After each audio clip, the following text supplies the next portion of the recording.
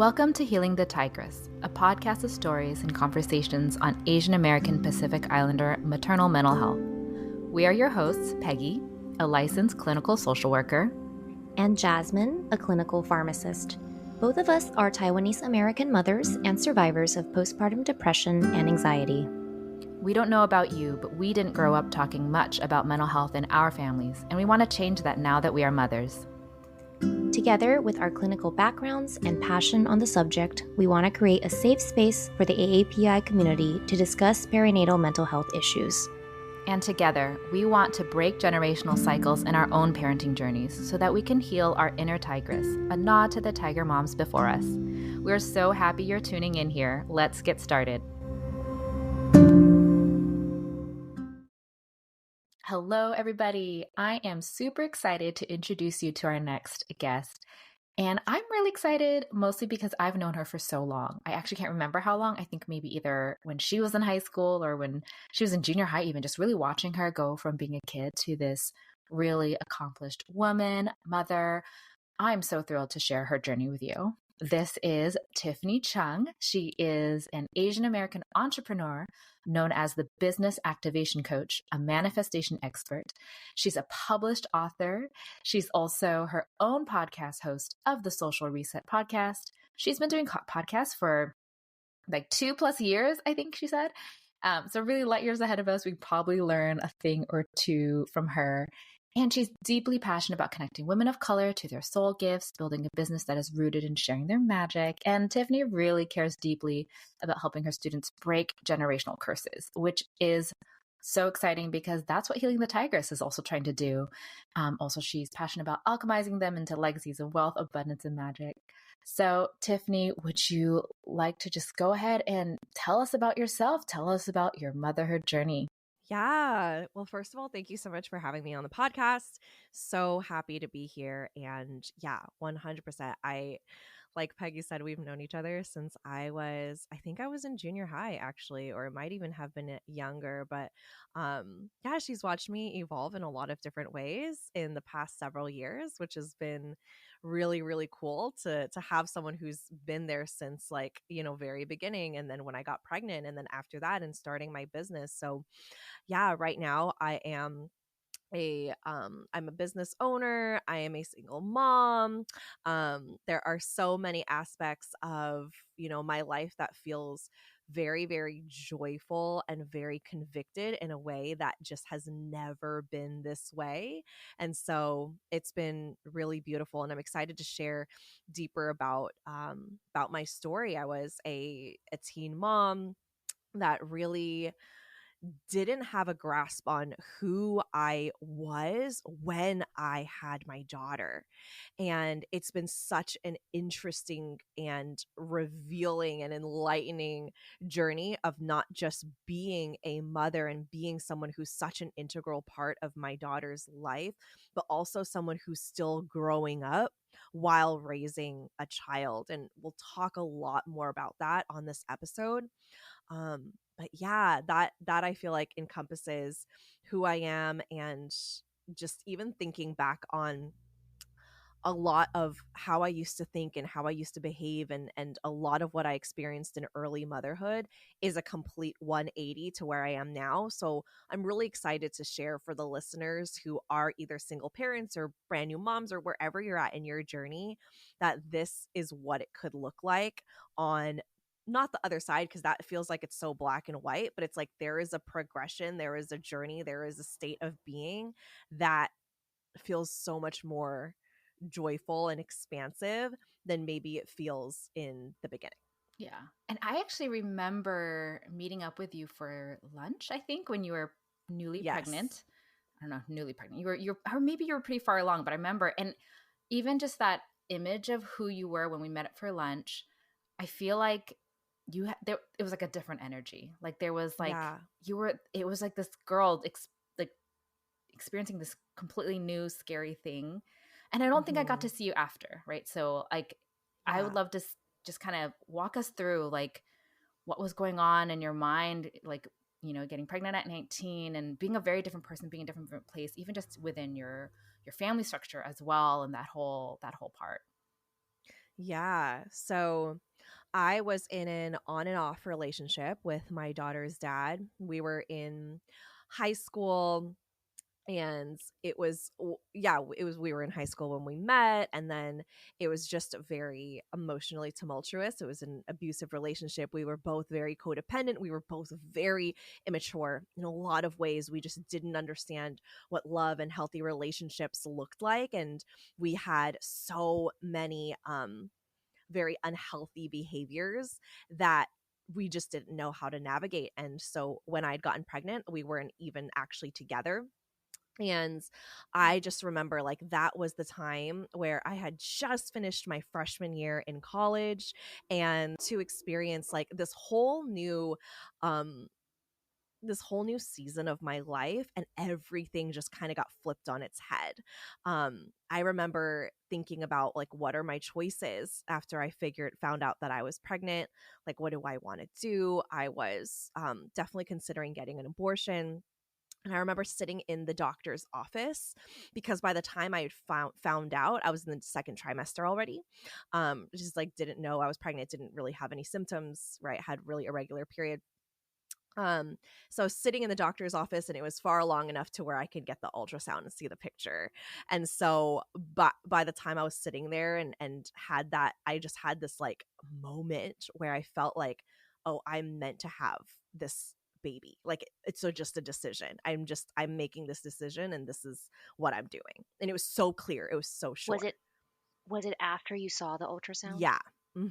I think it was after, and it was like I just felt this like I remember as Got soon as the chills. doctor left. Yeah, I just Yeah, me burst too. into tears as soon as the doctor left the room, and I was just like, yeah, I have to keep her. Um and every woman, every person makes their own decision that is best for their body. And for me in that moment, I'm grateful I had that choice. So I made that choice, and I made that choice to keep her. And I knew that that came with so much, because I was like, okay, if I get an abortion, I never have to tell my parents. And it was Thanksgiving right before we had dinner, and my mom found out. She just knew. She's very intuitive. She just knew. She could tell. I kept it a secret for quite a while, but she for weeks, and then that night for some reason she just like kept pushing and pushing. She was like, what's happening, and then I just start crying. Oh And I think gosh. she knew. She's like, you're pregnant. Oh And wow. she started crying, and we had this moment where like she did not want me keeping the baby, and I'd already decided to keep the baby. And it was just extremely emotional. And I remember sitting down with my dad after, and him just, I'd never seen him that upset. And yeah, it was just with my parents, it was an extremely tumultuous time. And I don't think they knew how to react. Right.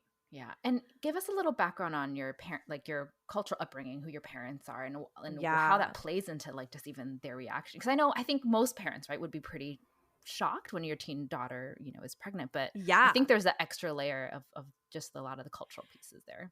Yeah. It was so it's so funny because that's like their biggest that at least my mom, it was my mom's biggest fear with me, and it was something that like ended up happening. And so I think she was so like devastated and frustrated and upset with me. But my parents are both from my dad's from Hong Kong, and my mom is from Canton. And so they're both Cantonese speakers, and I speak fluent Cantonese, which I love and use at any chance I can.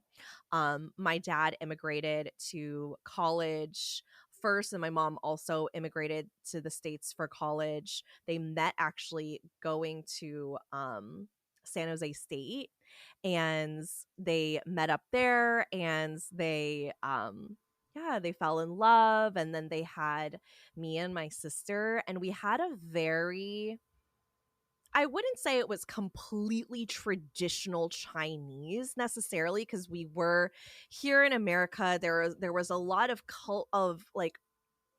there was a lot that they were accustomed to in terms of being in America for several years before having us. I mean, I was born here, but at the same time, it was always straddling this line of like not really being American enough, but not really being Chinese enough either, Yeah. right? Like I remember we visited Hong Kong when I was in junior high, and I couldn't really relate. I didn't really speak, at that time I wasn't like super fluent in Cantonese, and there were a lot of cultural traditions that were different. And so I felt very like out of place a lot of my childhood, and grew up in a predominantly white communities actually, that really stood like made me feel like I stood out as the Asian girl, along with the racial microaggressions growing up, my food smelling at lunchtime, like making fun of the language, right?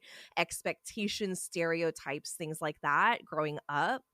But I think growing up in my family, in the home, it was more of a conservative Chinese kind of traditional, lots of emphasis on education, lots of emphasis on achievements.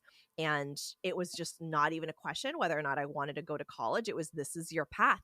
You're going to get a good education. You're expected to get straight A's. You're going to go to a great college, get your degree, and then go into corporate or some other expected profession that looks good on paper, because this is the life we've provided for you. We immigrated from another country to give you this life. And so, although that was never directly said to me, I think every child of immigrants can feel that weight of wanting to make sure that our parents' sacrifice was worth it. Right.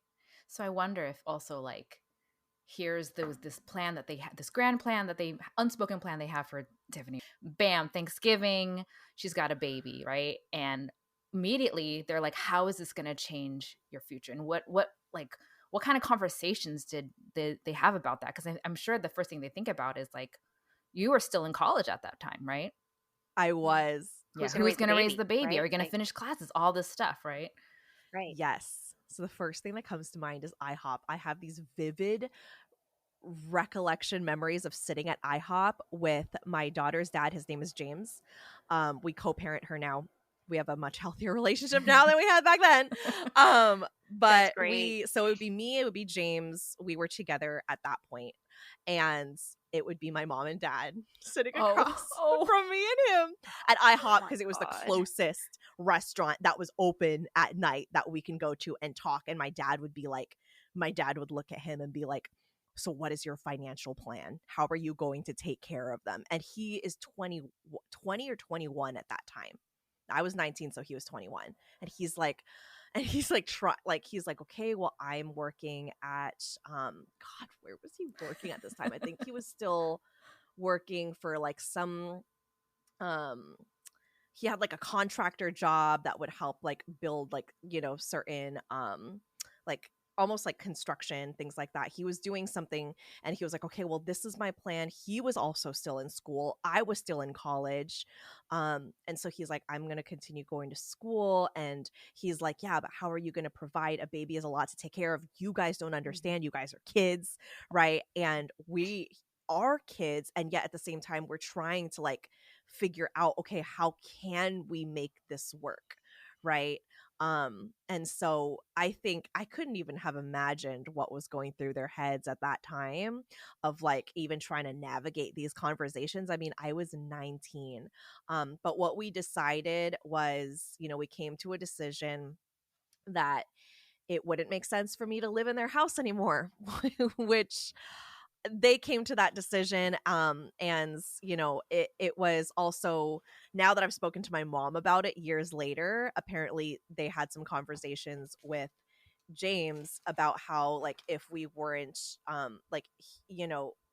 some type of disagreement of like, okay, well, if we aren't able to get some type of support or whatever, like we might just go out and like move somewhere on our own. Like we want to be, we want to do this on our own. So I think there was a part of us that was like, okay, we kind of want our own independence here, but then also like we kind of want support. And so eventually I ended up moving out pregnant and finding my own place for the first time at 19. And so I moved That in. wasn't they forced you out. That was your decision. It was kind of both. I remember my mom deliberately saying, like, your sister is still in high school. If there's a baby here, she's not going to be able to Oh, graduate. That's what I remember wow. hearing. Yeah, like she's not going to be able to focus on Guilt graduating. tripping. Yeah, like essentially you did this. Like my mom did help Yeah. me find a place, and she did help me like find another space to live, but it was clear that like I couldn't live there anymore. And I do think that me and her dad at that time was like, maybe it might make sense to have our own place as well. I do think my parents at this time were still very upset and very frustrated and didn't know how to handle the situation. Not saying they think they handled it the best, but I think that's what was going through their heads at the time. And so I was like, okay, I'm on my own. I'm going to figure this out. So here I was, 19, he was 21. We had just rent was $1,000. So nice. Wow. And it was like this one bedroom, and we would each pay half, and that was like barely what I was making, because I was starting to work at that point as well. It still seems like $1,000 back then probably was still a lot. Oh, for though, me I it think. was. So it was a lot. That's when I started applying for food stamps. When Alaska came, I was on WIC, which is women, infants, and children. They would give you like supplemental checks so you can get food, which was amazing. Everyone in that program was amazing. Highly recommend it for anyone who needs it. You can only be eligible if your child is from 0 to 5 years old, though. So after Alaska turned 5, she wasn't eligible for that. So food stamps. And then when Alaska started school, I also found a program that would subsidize her childcare after school. So not the school tuition, I think, but like some part of the child care. So I was able to work and I was able to go to school. And then on the times where I didn't have childcare or like whatever wasn't working, I would just bring her with me. So I was working, going to school, taking care of her.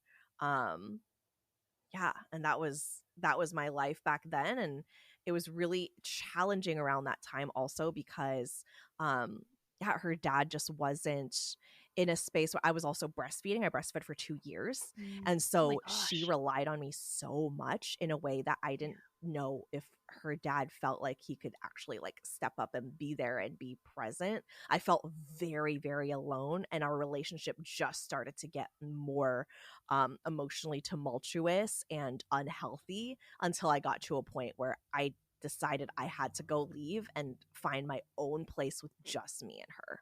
That was a really, really dark time.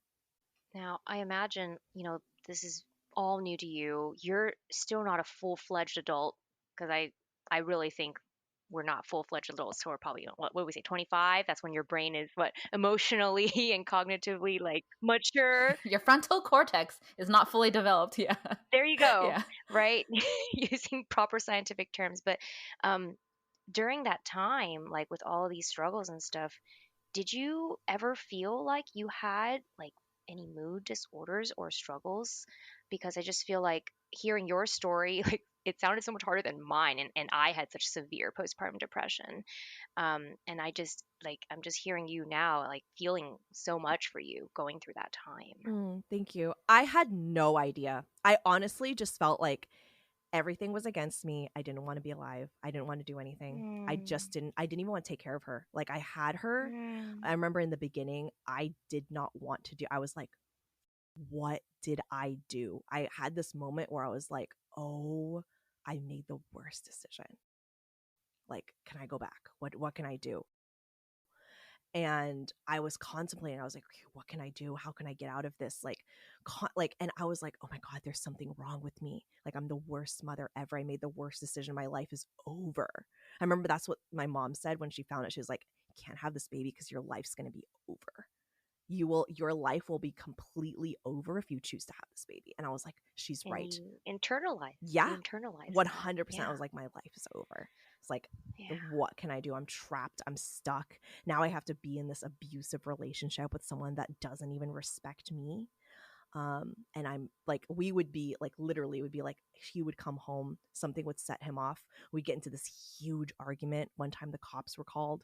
And just like, I remember sitting and staring up at the cop with the baby on my lap and him going like, you don't have to keep doing this. Like, you don't have to keep doing that. I remember that was a pivotal moment for me. That night I packed all of my stuff, ended up at my mom's house. And at this time, my mom still didn't understand. She wasn't a very supportive, emotional person. She was like, so you're going to be a single mom? Like, she didn't understand that I was leaving because this is going to harm me and my daughter forever. She's like, so you're going to be a single mom? You're going to do it on your own? Like, what are people going to think? Right? Like, what are people at the church going to think? What are people going to think? Blah, blah, blah. She's like still thinking about like saving face. Yeah. Right. And I'm over here going like, here are all my belongings and a baby in the car seat carrier in one hand, going like, can I sleep here tonight? And then ending up like sleeping in my car a lot of the times, just because I couldn't handle the control and the judgment she would have for what I was going through. And I just I've never felt more alone and forgotten from the universe, God, than I've ever in my entire life. Like, going through postpartum depression, being completely alone, not having the support of my family, not having a supportive partner who wouldn't even come home at night. Like, it was devastating. Yeah. What really blows my mind is that like you were actually making the right choices for you and your daughter, right? You were doing all the right things to be an amazing mom. You're like, I'm choosing to do this to protect my mental health so that I can take care of my child. And yet there's these all this extra noise, whether it's mom and her own fears because of her image and her own cultural issues, right? Of like, no, I need to save face. That's so rooted in, right? Like just and the, so Asian. so it right, yeah, like gotta save It face. is. What is the church gonna think? It's like, Mom, would you rather have me stay here so that you can tell them, yes, she is with the baby's dad and stuff, but it's like, no, I have to do this or I won't see the next day, right? Like, you chose something literally. Yeah. And I don't think she ever saw it that way. She just thought like, oh, just figure it out, make it work. She didn't understand how like bad it was. And even then, I don't think she was able to navigate that, like, or help me navigate that, right? Like, she just didn't know. She just didn't have the resources. She didn't have the capacity. And so here I was trying to figure all of this out on my own. It wasn't until one night I Googled, like, is it normal to like not love your kid? I remember one night I Googled that, and there was some parent forum that I was so grateful for. And then I saw the words postpartum depression. I was like, oh, this is a thing? I had never heard about any of this. They didn't tell you that at your like OB visits or anything? Nobody talked to me about any of it. Here I was thinking I was the only mom that ever felt like this, because all I had in my head were like these Hallmark scenes of like they place the baby on your chest and your world just makes so much sense. You're so complete. You're so happy. What could possibly go wrong?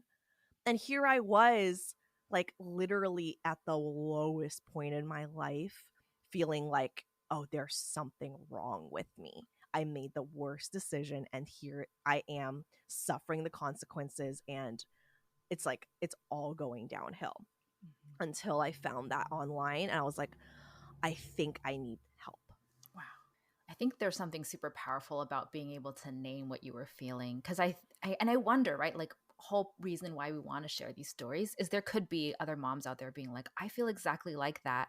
What's going on? And we don't normalize and we don't like break the stigma of it enough. And being able to talk about it, being able to be like, I like, as we're hearing this, like, oh, we've all felt that way at some point, maybe some people more than others, but definitely folks that have experienced postpartum depression or postpartum anxiety or either perinatal mood disorders. It's like, wait, this isn't just me, right? And I think there's something empowering. It's hard to name it as a disease. Yeah. It's hard to think of it as a disease too. Yeah, because it's such a spectrum too. It's like baby blues, postpartum anxiety, postpartum depression, right? Which can show up differently, or like all of it all at once, because what's happening and hormones and oh my god, like it's such a confusing time. And then here you are having to take care of this stranger that just came out of my body. Like what is happening? I wish I had. That's why, like, there's this is kind of funny now looking back, but there was a period where I was so like just so like ungrounded and bitter and just like, oh, like so frustrated with my own decisions, still in the depression, when like people would tell me like, oh, they got pregnant. Because a lot of my, like, I became the go-to person when any of my friends also got pregnant around 19, 20, 21, 22. They'll tell me first. Or even if they were making the decision of keeping the baby or not, they would tell me. And I'm like, okay, look, I am not a therapist. I'm not equipped to handle this, y'all. But like some of them would tell me and they would decide to keep it or not. And I would have the conversation, just share my experience. I wouldn't really tell them what to do, of course. But I remember there were a couple of them that would tell me, and then they would like either we had a conversation or I didn't know and they decided to keep the baby, or they announced they were pregnant, and going like, what are you doing? Haven't you learned from my experience? Like, why would you want to go through that? Why are you doing that to yourself? Like, I was so confused. And then like some of my friends who like were having like second kids, I'd be like, wait, what do you mean? Why are you signing up to do this again? Like, what is, like, are you okay? Like, I would literally genuinely be so confused. And that's when I realized we must have very different experiences of motherhood. Every mom has a different experience of motherhood, right? And the decisions that we make and how many kids we want or decide to have, like, it's just so unique. And because I don't want any more kids, it doesn't mean that other mothers aren't also deciding that for their own reasons, right? It's just so unique. And I think what happens a lot of the time in movies, in media, in conversation is there's a stigma of like, don't talk about the negativity because, you know, you don't want to focus on that, blah, blah, blah, good vibes only. And then there's also like number two, it's like we aren't seeing the full spectrum of what's actually happening. So many moms are shocked and don't even realize what their body goes to. I didn't even know that I would have a month-long period until like a week before, right? There's so much that we don't understand emotionally and mentally and physically through this experience that just like you get thrown into all at once. And I think that was the most life altering, was like having all of that thrown at me in experience wise all at once. Yeah. And I feel like one thing too is I think about our ancestors and the mothers before us, right? They mothered in like literal villages. They mothered in community with other mothers. And so you can see very normal what these things are, right? And like, or when things are abnormal, when things are really, you know, going downhill, you can see that and you can recognize, okay, that can happen too, right? And I think we don't have those types of resources as young women, right? That we don't get to see. We, like you said, we just see what's on TV or even social media. Even if our friends are having babies before we are and they're like, look how happy they are. Look at this, you know, this beautiful photo on social media with this like glorious filter. I bounced back. Yeah. Like the whole bounce back culture, like, you know, that too. Yeah. Like, and how Tiffany, did, once you like kind of Google that, you realized, oh my God, this is probably actually depression. Like, how did you find a way to get better? Because you sound like you knew, like, I have to do something to change this. Yes. What was healing for you? How did you get better? Yes. So therapy saved my life. I say it. I've said it for years. I will say it forever. Therapy, coaching, life coaching, because I'm a business coach. I also love coaching, like anything where you are challenging the thoughts in your brain and you are being presented with new thoughts and information and someone's holding space for you. Chef's kiss. Like I don't know what I would have done without it. I think like when you are like black sheep of the family and you stand out and you're different than everyone, like you go into, like I remember I remember wanting to major in psychology because I was like, oh, this is so interesting. I get to learn all these things about me. This is why my mom is this way. This is why my dad is this way. Like I loved it, and I ended up majoring in communication, which is there are kind of some crossovers in like understanding how people communicate and how they process and internalize and express information. So I remember I couldn't afford therapy. I didn't I just remember not being able to like pay for it out of pocket. But again, I got resourceful, and in the same building that I get my food stamps at and I recertify every several months, there is a center where you can, I forget I think it was a family resource center. And this is here in Fremont, California. But there was a room where there's like an on-call counselor, and she meets with low income families to offer therapy. And I was like, oh my God, get me on that list right now. So remember, there was a wait list. And then by the time they got to me, Alaska was still a couple months old and I still needed it really bad. And I saw her every single Thursday for probably over a year. Just talk. I didn't have any childcare for Alaska, so I'd bring her with me. And she would sit in the corner and I would talk and I would, get everything out and I would cry. And I was like, wow, like there's someone that really understands me and isn't labeling me as extremely highly, you're too sensitive, you're too dramatic, like figure it out. Like she helped me understand, like, what does too sensitive even mean? I remember her saying that to me, like, when someone says that, like, what does that mean? Or like, how is that even measured, right? Like, aren't you allowed to experience your emotions? We just had the whole, and I was like, oh my God, she's right. Like, I've been called too sensitive my whole life, and I actually love having really big emotions and crying a lot. That's just a part of who I am. I don't want that to go away, right? So that was the start of me taking my mental health seriously. I think that was also the same time I decided to separate from my daughter's dad, and I had enough money to find another bedroom for rent, and I was leaving and going to live with my daughter on my own. That's so inspiring. Like you took charge of it, really. Yeah. And Yeah. Like I felt like I had no one in my corner, and I just decided my best asset and the most powerful thing is me. Like I can do it. And I was like 20. And I was like, I can do it. I'll figure it out. I will get food on the table. I will work. I will finish school, and we're going to be okay. I think what kind of makes me like, how Peggy was saying, this whole village, this community, like, and even like, in Asia and stuff, people raise the babies together, but here you are, you have church, you have family, and still like no one showed up. Yeah. That's like that just breaks my heart. Yeah. That was when I started to step away from organized religion, and church was once they found out, most of the parents stopped talking to my parents. My parents had to find a Mm, whole new church because they would wow. talk, and they would talk behind their backs, and they would treat them differently. None of the youth leaders that were in like close discipleship with me said anything to me. Wow. Like I didn't expect them to say congratulations, but I also didn't expect them to all like completely excommunicate me.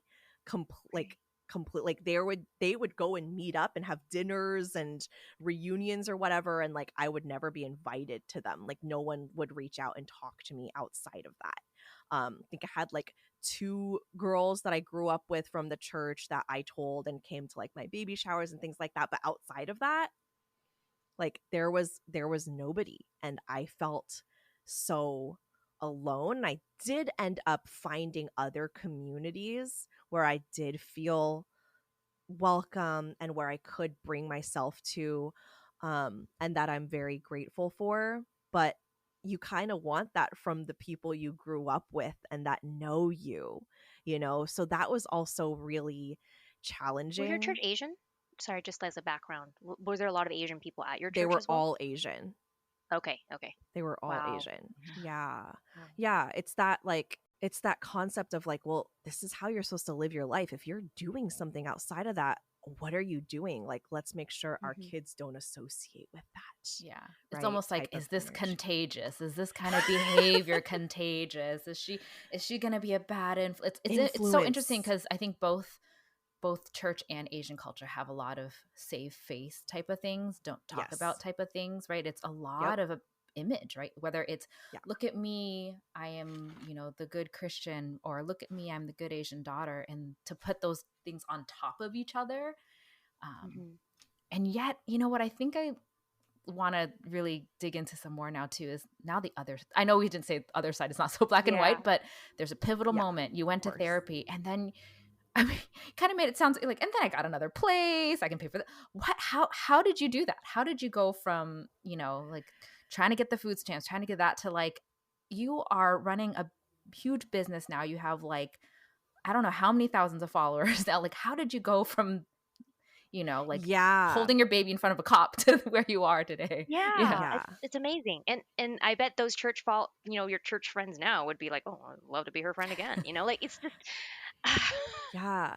And the whole process wasn't linear. Like I'm yeah, sharing yeah, like yeah, the worst of yeah. it, and then now I feel like I'm at like the best of it, having overcome a lot of that, but it's not linear. It doesn't yeah, look like a straight line. It's like a yeah. very squiggly line that comes down and then it comes up and then it comes down a little bit, but not as far as it used to, and then it Yeah. comes up and then Such as it's just healing, right? right. And Yep. that's life, right? Like Mhm. now I don't have those same problems. I have different problems. I have Yeah. better Right. problems. I That's like true. the I like problems that. I have now. I'm glad that they weren't the problems I had back then, but they're just different, right? Like, and it's different mainly because I have different tools. My brain operates differently.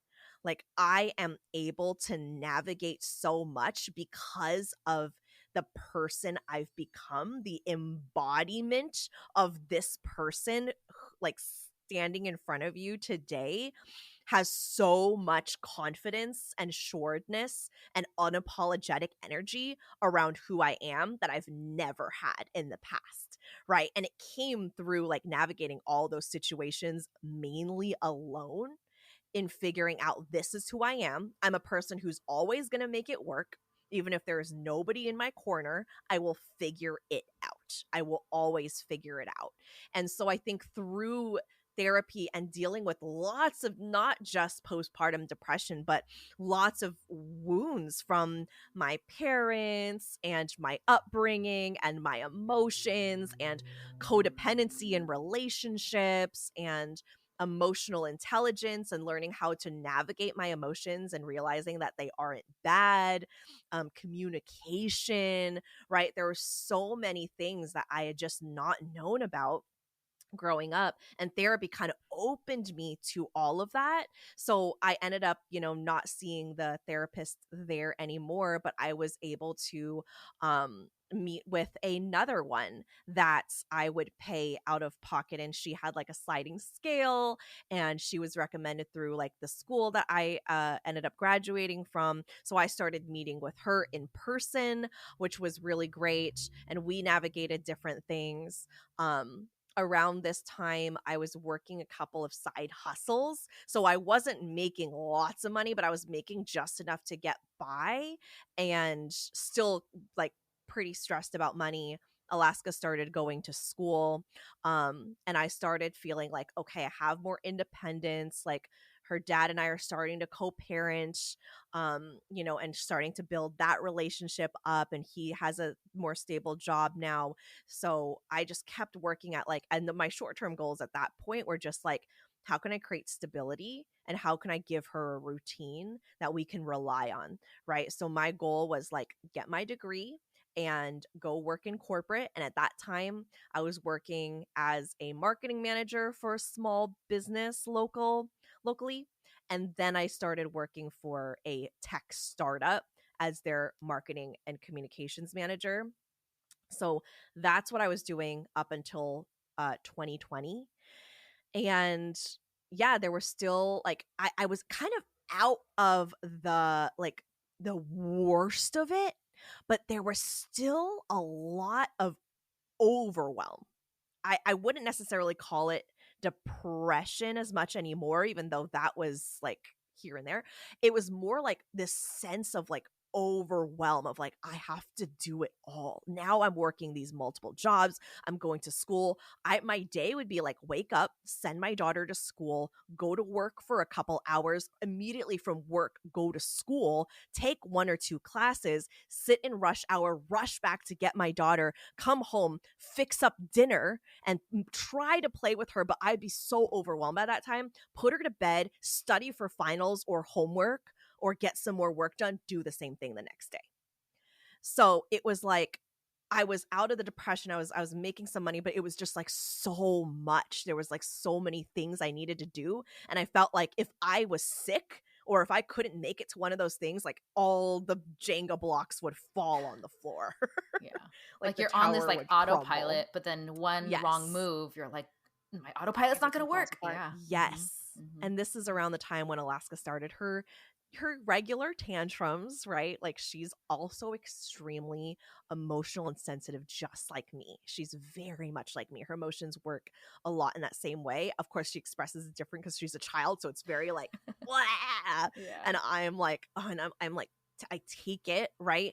And then there would be moments back then where like I didn't know how to control my anger and frustration. I would have these like I would literally call them like extreme outbursts at a child, at a toddler, because I didn't know, I didn't have an outlet on how to manage that. Of course, it was still something I was working on, but like I was so overwhelmed. Everything was on my shoulders, right? I also started becoming a caretaker for my grandma because at that point, my parents were still both working and my grandma needed someone to drive her to doctor's appointments and get groceries. So that was also on my list as well.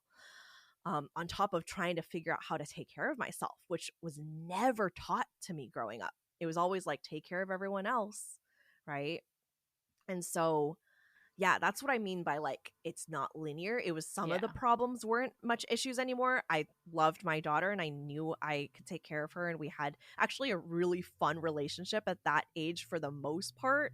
Because she was, like, yeah, she's like learning to discover the world. Like a lot of things were easier, but then a lot of things were also harder. So I navigated that all the way up until 2020. And 2020 was when I got let go from that startup that I mentioned because of COVID. So they downsized, let go of a couple people. I was one of those people. And so here I was again, like lost my main source of income, wasn't going to be able to pay rent. At this point, I was still like borrowing money for rent. I wasn't like fully being able to make the payments with what I was doing because I still had to work half the day. So I still wasn't making that much money right off the bat. And I was like, oh my God, what am I going to do? So something I had done prior to this was I had started an Instagram page as a beauty blogger. Because I had postpartum depression, one of my outlets was playing with makeup. And it's actually really funny because Peggy actually did my makeup for my prom with that Alaska's dad and I went to in my senior year of high school. She did like this brown smoky eye and she put these false lashes on me and I had this turquoise dress and I was like, yeah, it was so fun. I still have those pictures. Oh, Alaska has a keychain of him and me with the prom pose. Oh my anyway. God. So cute. Yeah, and she like holds on to it. I was like, girl, like I don't want to see that. Anyway, so yeah, this was the height of like beauty blogging YouTubers, like makeup gurus, and it was so fun to me. I was like, oh my gosh, I didn't really have the intention of becoming one in the start. I just wanted to play and have fun, but then I quickly grew a following. This was when it was really easy to grow on Instagram. Like most of my followers are from that time. Anyway, so I had this outlet and I started to create content. Brands started reaching out to me. This was at the beginning of influencer brand collaborations. I was like literally OG. Like I would pitch to the brands and be like, hey, would you like to collaborate and do a partnership, like set up a partner? They'd be like, what do you mean? What is a collaboration?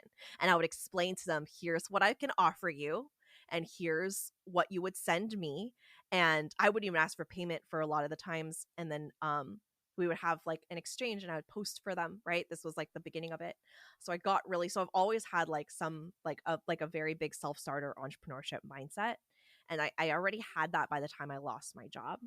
And so I already had like 50,000 something followers that I had grown till pretty rapidly. Like every month, it would be thousands of people would follow me. I would create YouTube videos. I started to share my story and life, like me in Alaska, sharing my story of postpartum depression. I remember doing an entire like how I stopped breastfeeding video for moms that went like viral on YouTube. So I just started sharing my story and started like falling in love with the online community. Like Instagram was still really new, you know, a lot of things were still really new, and I feel like I like really took advantage of it in sharing my story and using that as an outlet. So by the time I lost my job, I had just taught a masterclass on how to use Instagram because people had kept asking me, how did you grow organically to so many followers? And I ended up putting on a class for it. And then some of the students that showed up, I offered them coaching sessions. I didn't even know there was a coaching industry at this point. I just offered them some free sessions because I was like, let me just help you. You showed up to my class. Like, let me help you out. And I was like, wait, I love this. Like, this is so fun. I can help them, you know, create their presence, like help them work towards their goals. I realized I was a really good coach. And so by the time I lost my job, I was like, well, what if I just start taking one-on-one clients? It wasn't even like, let me launch a whole coaching business. It was like, let me see if I can just take on more clients so I can pay rent while I look for another job. And that's when it started, and my business took off because I'd spent so many years building that online presence that it was really quick for me to grow. And now it's 3 years later. I'm about to cross $1 million in sales revenue since starting. Wow. And it's been, thank you. And it's been Congratulations. really Oh my successful. I've learned so much, and it's just been really incredible. Yeah. God. What I feel like I'm kind of taking is that you've been thrown a lot of curveballs, but it just feels like every time you still manage to find a way. Like, Yeah. losing your job in 2020, the pandemic was kind of a silver bullet. Like, just kind of you didn't expect that, but that's so crazy and amazing though. And I hope that's like kind of inspiring people that, I mean, I'm not telling everyone that, you need to go out and make $1 million like from all this, right? But the fact that you can turn something so hard into something so Yeah. wonderful. Like I love that. I love that like ray of hope, you You know? know, when I Yeah. think about how you said when you're at that OB appointment and you see the ultrasound, you're like, I'm supposed to have this baby. I wonder if you'd be even where you are today if you hadn't had Alaska. Like, Yeah, I think about that because, all the time. right? Like when you said, I have to have this baby, right? Because like think about what is that thing that you're fighting for, right? And even though you may not have loved motherhood every second of it, or even like in the beginning, even wanted to take care of her, there's something inside you that was like, I need to keep pushing and pushing and doing this because Yes. I need to do it for her, right? Whether or not we like, Mm. you know, want to in the moment, but it's like, I really don't know who you'd be. I mean, I knowing you, I think you'd still be very successful, but I think you'd be very different today had Alaska not come into your life. I 100% agree. I think that like every single thing that I experienced after making that decision at the doctor's office, like I think it shaped me into who I am because I decided so. Like instead of letting it be like, oh, well, this is just the card, like the cards that I got dealt, and this is just how it, like I easily could have just spiraled, which I did for a while. But I could have easily let it just spiral my entire life, like out of order and out of my control.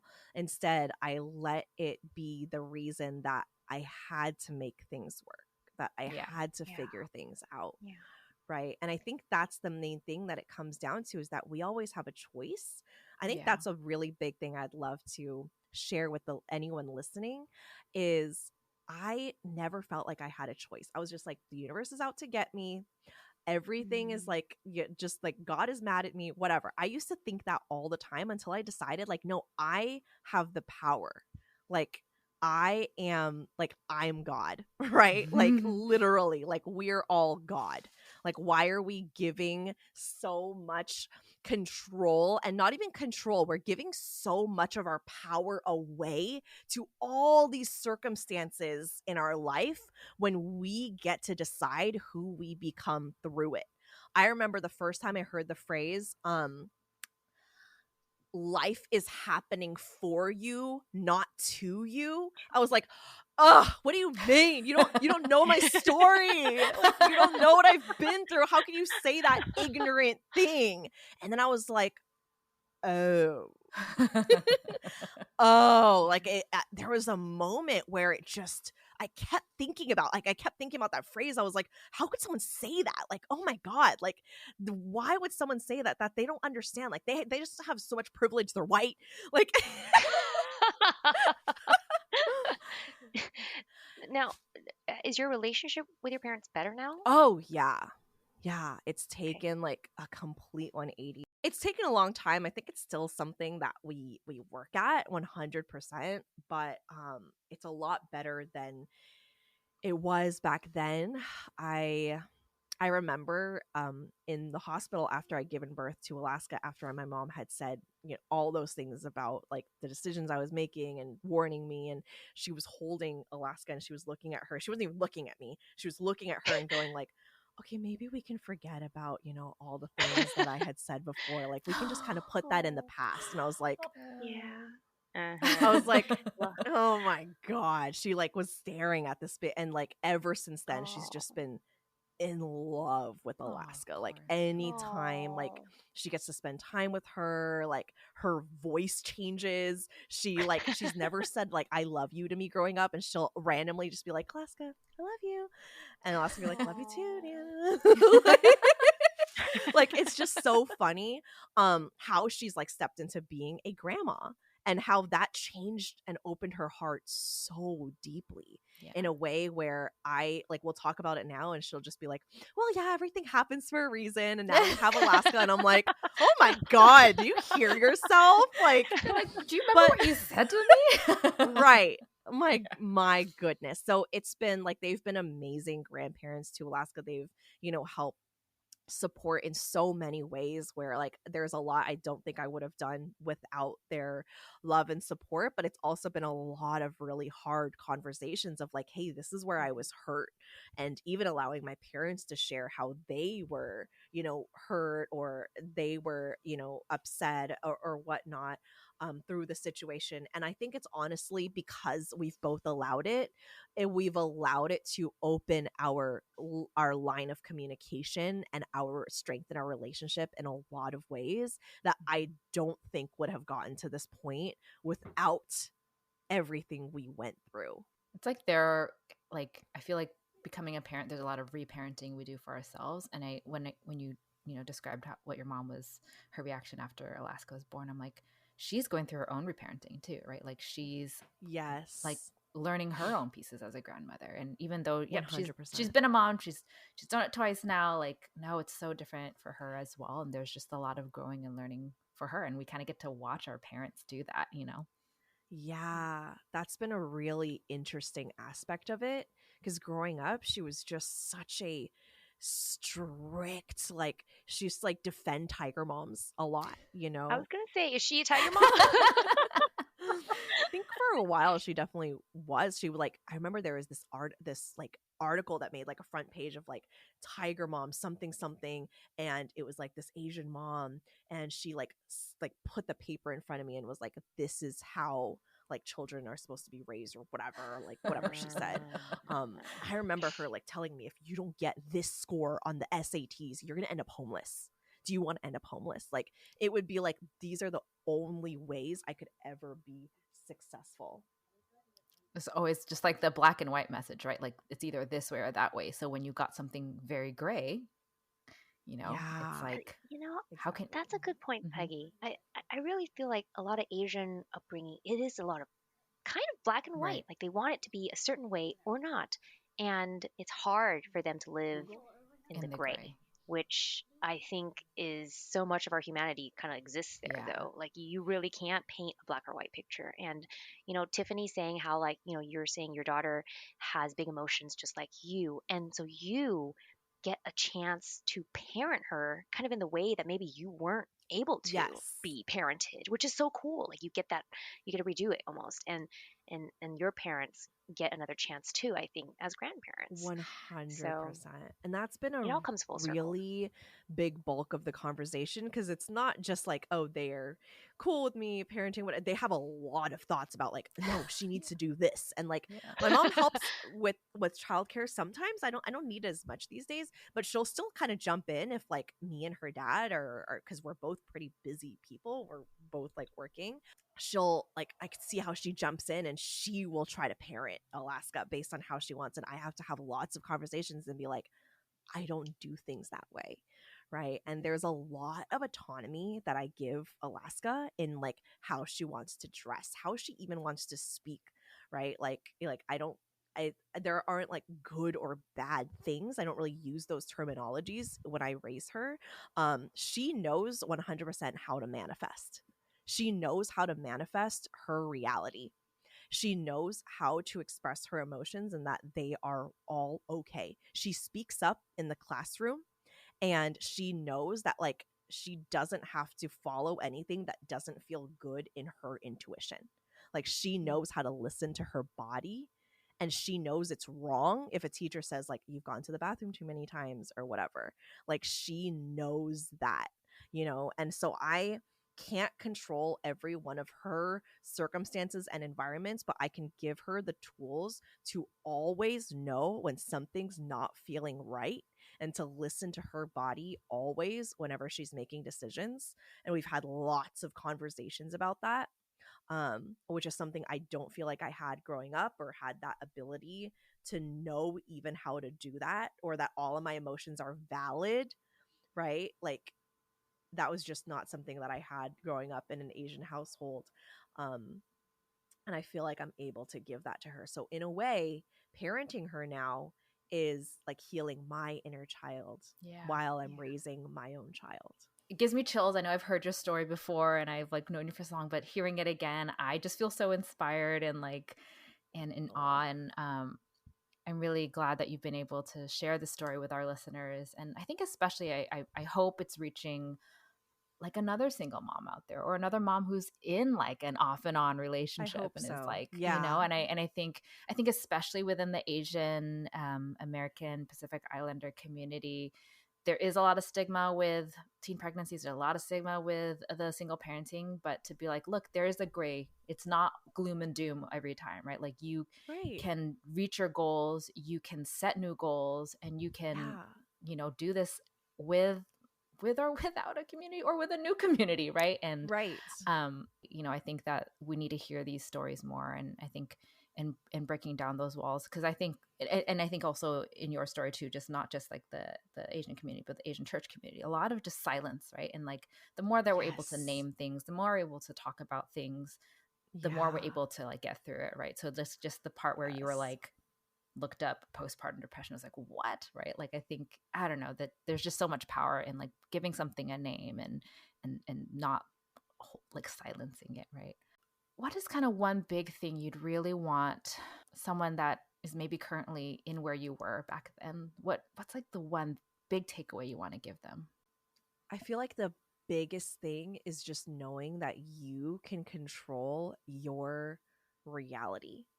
I wasn't raised or didn't grow up feeling like I was always in control, right? But I think one of the most powerful things that we can recognize is that we always have decisions. We always have the ability to change things literally overnight. Like you do not have to stay in any environment that doesn't serve you. Like there, and the decision to leave might be 10 times harder because it might be comfortable where you're at. Like your comfort zone can still be unhealthy.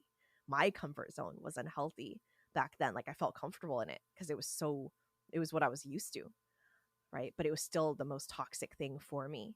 And it was really hard for me to upend my entire life, but it was what I had to do in order to get to where I wanted. But you have the ability to do that. And that decision impacts you, it impacts your kid or children. And that is the best thing that you can do, is taking care of yourself. I think that's the biggest lesson I learned was like, instead of, well, I should do this for my daughter and this is what my daughter needs and she needs X, Y, and Z. It was like, what is best for me? And what is best for me is what's best for my daughter. Like I got to prioritize myself, and through that, I got to become an incredible and powerful mom. And I think one of the biggest things that I learned as well that I didn't necessarily know how to do in this way, but now I do, is like really identifying what do you want to feel? What is the reality that you do want to create? Who do you want to be? Right? Who is the person you want to be in your life? How does that feel? How does that look? I remember when I learned how to do this, it was around 2020 after I started my business, probably a year in, doing really a lot of the mindset and inner work. I wrote out an entire day from beginning to end of how I wanted my ideal day to look. I didn't even know that this was something I could even have power over. But I just knew like, okay, I want my reality to look different. How exactly do I want it to look? Right. So I would like wake up. I want like a slow morning. I want to take calls at this time and this time. I want to have quality time with my daughter. I want to have like autonomy over this and this. This is how I want to end the day. And then I remember this was several months ago. I was living that exact day. I was like making that exact income. I was feeling that exact way. And I was like, wait, this is my life now. Like I literally manifested this entire thing. And it took work. It took having to continue to be intentional with my actions and my behavior, but it started up here in my thoughts. Is this possible for me? Yes, this is possible for me. How do I want to feel? Okay, how can I feel that now? What are some small things I can do to just get 1% closer to being that person that I want to be? And you have the power to do that. Yeah, and I would also say, like, if you need the support, therapy, life coaching, this is extremely powerful cheat codes essentially into becoming the person that you want. Like we're not meant to do this alone. There's nothing wrong in asking for help. And when we do, so many things open up for us. Wow, Tiffany, thank you so much for sharing your story. It really, I think it's gonna really be powerful for people to hear it. And your daughter is 9. how old now? 8, 9, 9. I mean, like it's a long journey, right? Healing is a long journey, and it's not to say that it can't happen sooner, but to get to where you are now, like I mean, who would have ever thought, right? And Literally, not me. where where can people find more from you, your story? Where can they find your podcast? I want to just, I know we're going to drop it in the links probably, but just so they can hear it again, like where should people look for you? Yeah. So the place I hang out the most is Instagram. I'm always on Instagram stories. I'm always sharing thoughts and perspectives and behind the scenes of my life and me and my daughter. And I love cultivating community and relationships on Instagram. So I respond to most of my messages and I build relationships with people that way. So if someone's listening to this and you want to connect, or you want to send me a message, or you want to just kind of follow along on my journey, or even see some of what I've shared, like I think I share a lot. I'm very transparent, I'm very vulnerable, I'm very authentic about what I've experienced, because I feel like that is just such a valuable way of using this platform. So you'll find a lot of honest shares and thoughts there, if that's what you're looking for. So my Instagram is Tiffany, Tiffany Cheung, CHEUNG.co. And yeah, that's the main place I hang out.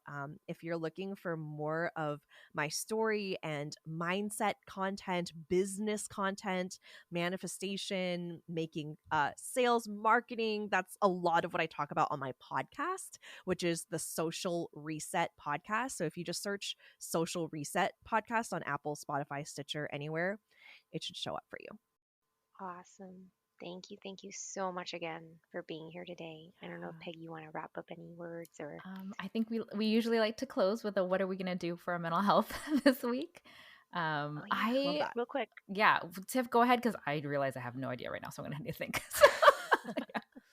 Mm, I am going to get a massage. I'm also going to I just did something that really, really helped, which was I just took a one night staycation in Monterey, which is like about, an hour and a half from me. It's actually also my middle name. But Oh. yeah, I went out there. I love going out there, and I just walked along the beach and I just took myself to dinner on my own. And I was the only person alone on the beach, and I was the only person alone at dinner. And I used to have so many thoughts about doing that, but I was like, you know what? I really need this, and I'm going to go and just take this time for myself. And I took my journal with me, and I just sat, and I just really sat with myself, and I got really intimate and clear on like how I'm feeling and how I'm doing. So that's something that I did recently that was extremely helpful, and would recommend that to anyone. That's actually something I'm planning to do again, is just take myself out to dinner this week and just like take myself on an intentional date. Um, I and love that. yeah, and just Yeah. spend time really thinking about how am I feeling and how am I doing, and being clear about that. Nice. That's one of my new favorite things to do too, is dining by myself, actually. So Like I don't nice. know. Yeah, it's definitely very nice. Did you think of something, Peggy? Yeah, I realized I really need to be in nature a bit more. I've been craving wanting to be in nature more, and it's hard Ooh, to yeah. do in like where we live. Like if I want to really be deep and like what I really want to do is like barefoot through the forest, which I know is not a good idea, but I just want to do something very like I don't know, fairy like. But I think the closest thing I'll probably try to garden. My garden's kind of going like crazy right now. I really need to probably prune some things, but there's something like, and I think Jasmine, I think you've mentioned this before, something like pruning your rose bushes is like really therapeutic. So I think So I might weird just, how it's so I don't nice. know, maybe it's symbolic, right? Cleansing. Just like cut off the Yeah. dead stuff. Yeah. So I might do some Yes. What needs to gardening and grow? just to be in the nature. And the nature is my backyard where I can hear like the neighbors' kids, yelling and maybe a car, but still that's the closest to nature I can get right now. So I might do that. I think that might be pretty nice. How about you, Love Jasmine? that. I probably can't say too much. I just got back from Hawaii, so it was nice. I've probably already done my mental health cleansing. But what was actually really nice was um on the plane ride back, I brought a book to read the whole time. Couldn't do it because we had the whole family was with us, and we had like all these kids running around, cousins and stuff. But on the plane ride back, the kids were actually sleeping. Like I think they were just too tired from the night before or something. And I was like, I got like a solid hour of reading in, which was so nice. Like just something about holding a book, I think, and just not being disturbed, which was super nice. Ah, So reading. yeah, That is that a was good mine. one. I love it. Love that. That's All also right. something I'll be Yeah. doing this week. Thank you guys again.